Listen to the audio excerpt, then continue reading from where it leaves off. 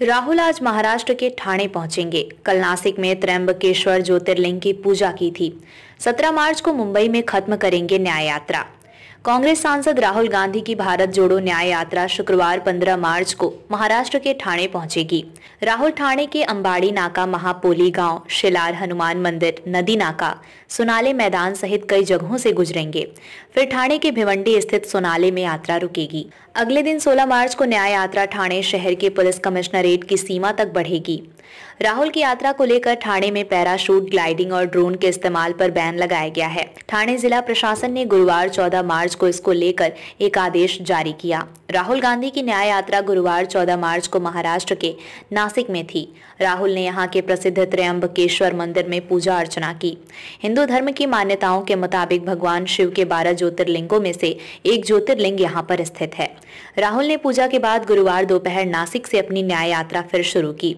उन्होंने यहां एक सभा को संबोधित किया और केंद्र सरकार पर देश के लोगों के साथ आर्थिक अन्याय करने का आरोप लगाया। राहुल ने कहा, कितने पुलिस, IAS, IPS परीक्षा देने वालों, मजदूरों, छोटे दुकानदारों का कर्ज माफ किया। 1 रुपया भी नहीं। सबसे अमीर लोगों का 16 लाख करोड़ रुपए का कर्ज माफ कर दिया गया है। ये आर्थिक अन्याय है। भारत में 22 लोगों के पास उतना ही पैसा है जितना भारत के 70 करोड़ लोगों के पास है। ये अन्याय है। हम इस अन्याय के खिलाफ ये यात्रा निकाल रहे हैं। 17 मार्च को मुंबई में खत्म होगी न्याय यात्रा। राहुल गांधी भारत जोड़ो न्याय यात्रा के अंतिम चरण में महाराष्ट्र के नंदुरबार जिले से राज्य में दाखिल हुए थे। वे 17 मार्च को मुंबई में एक विशाल रैली के साथ यात्रा को खत्म करेंगे। कांग्रेस अध्यक्ष मल्लिकार्जुन खड़गे ने INDIA ब्लॉक के सभी दलों को रैली में शामिल होने को कहा है। 14 जनवरी को मणिपुर से शुरू हुई यात्रा। राहुल गांधी ने 14 जनवरी को मणिपुर से न्याय यात्रा शुरू की थी। इस दौरान राहुल देश के 15 राज्यों और 110 जिलों में गए हैं। मुंबई में यात्रा खत्म होने तक राहुल 6700 किलोमीटर का सफर तय करेंगे। राहुल गांधी बस से और पैदल 6713 किलोमीटर से ज्यादा का सफर करेंगे।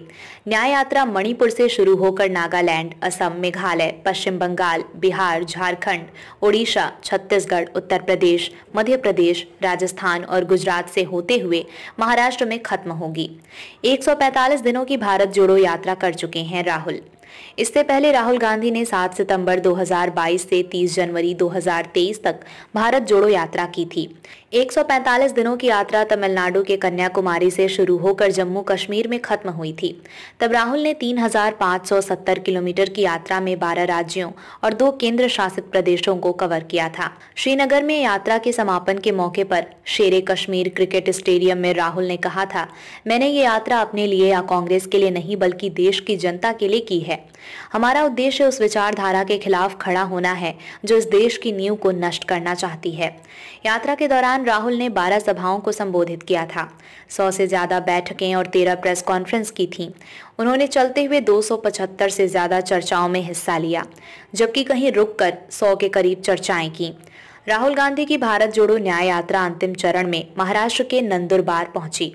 ये जगह कभी कांग्रेस का गढ़ हुआ करती थी। मंगलवार को राहुल ने आदिवासी न्याय सम्मेलन में अपने भाषण की शुरुआत जय आदिवासी कहकर की।